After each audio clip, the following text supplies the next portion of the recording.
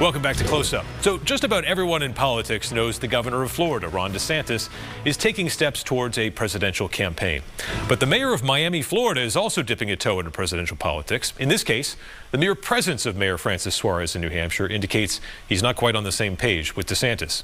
We asked Suarez what he thinks about the governor's escalating fight with Disney, which started with a debate about youth education policy in the legislature and is now a dispute over control of the land on which Disney World sits, with DeSantis floating the idea of building a state prison next to the Magic Kingdom.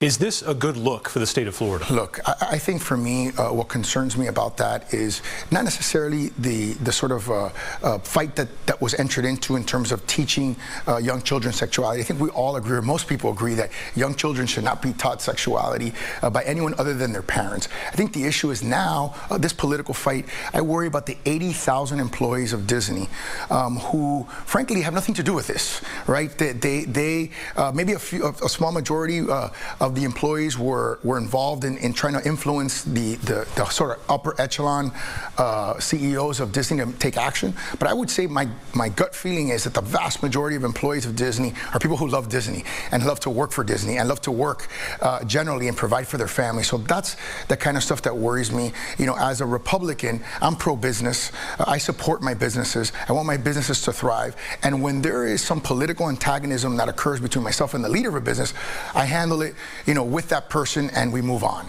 But I don't want it to impact the lives of the people that are working, that are struggling to, you know, live paycheck to paycheck and provide for their families. Suarez says he plans to make a decision about whether he's running for president in the near future.